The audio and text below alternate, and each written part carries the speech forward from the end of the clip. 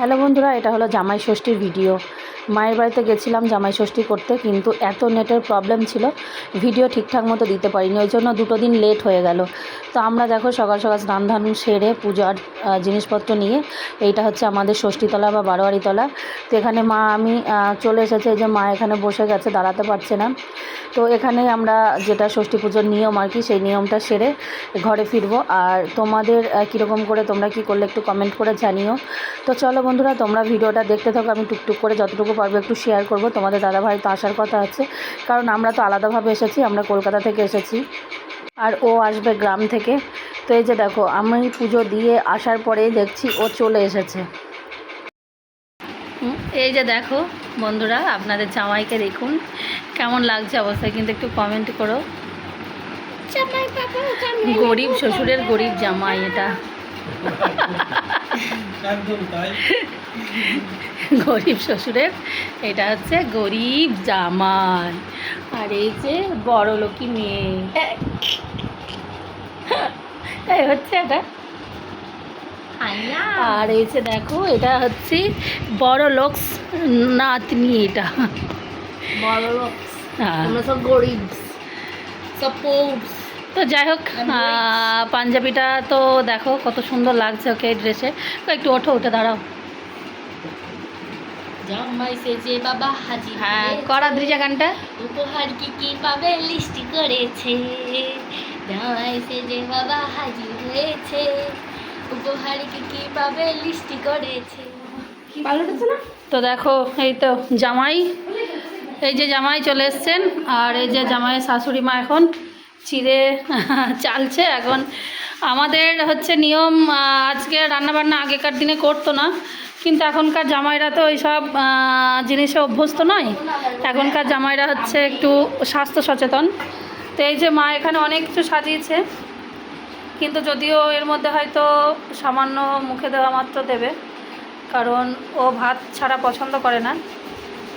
আর আজকের দিনে সবাই, আমার মনে হয় সবাই এইসব দেখলেই মানে খাওয়ার আগেই যেন গায়ে জ্বর চলে আসে। অন্য দিন হলে আবার যা হয় হয়, তাই না?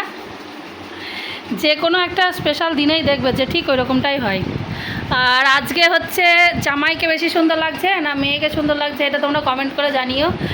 তো এই হচ্ছে জামাই। জামাই হচ্ছে একদম নিউ পোশাকে। আর সত্যি আজকে জামাইয়ের লুকটা একদম জামাই ষষ্ঠীর মতোই হয়েছে, শুধু হাতে মাছটা নেই। এই যে মেয়েকে কেমন লাগছে সেটাও তোমরা জানিও। আর এই যে নাতনি। তো চলো আমরা এখন একটু খাওয়া দাওয়া করি।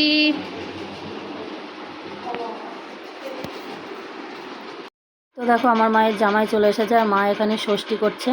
তো যদিও আমাদের এরকম ষষ্ঠী সেইভাবে কোনো নিয়ম ছোট থেকে দেখিনি আমরা, তবে এখন এই যে দেখা দেখি হয়েছে ব্যাপারটা। আর আজকের দিনে মানে সব ভিডিওতে সোশ্যাল মিডিয়ায় যেটা দেখি যে আজকের দিনে জামাইকে পাত সাজিয়ে খেতে দেওয়া হয়। আমাদের ক্ষেত্রে বা নিয়মটা একদমই উল্টো। আগেকার দিনে আমাদের তো আজকে ষষ্ঠীর দিনে রান্নাবান্নাই করতো না, কিন্তু এখনকার দিনে জামাইরাও খেতে চায় না এইসব ফল মিষ্টি। শুধু জামাই কেন, কেউই দেখবে যে খেতে চায় না।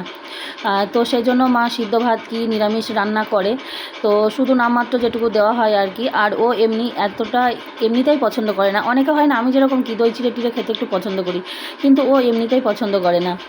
তো মা ওদিকে রান্নাবান্না করেছে নিরামিষ। আর এই যে এখানে জামাই ষষ্ঠী মানে যেটা নিয়ম কানুন একটু আধটু যেটুকু থাকে সেটুকু করা হয়ে গেছে। এখন ওই যে ওকে খেতে দেওয়া হয়েছে, যদিও ও কোনোটাতে ওই যে মিষ্টি টিষ্টি যেগুলো আছে সবগুলো সরিয়ে দিয়েছিল, কিছুই খায়নি, ওই একটু ফলটা খেয়েছে, ব্যাস।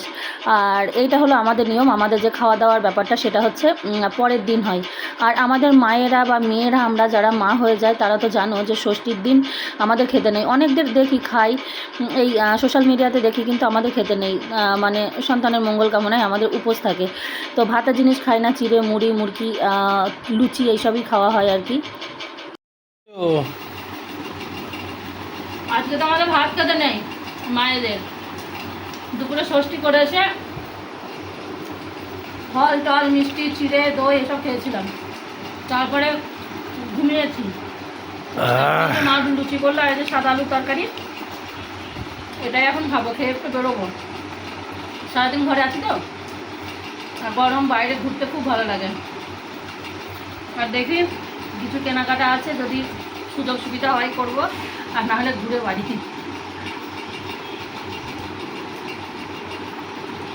তো দেখো আমরা তো সন্ধ্যাবেলা বার হলাম, কিন্তু রাস্তায় বার হয়ে তোমাদের দাদাভাই বলছে গাড়িতে তেল কম আছে। তো বললাম চলো ধুবুলিয়াতে যাই, একবারে পাম্পে থেকে তেলটা ভরে নাও। তো ফুল ট্যাঙ্কি তেল করে আমরা আবার চলে গেলাম ধুবুলিয়া বড়বাজারে।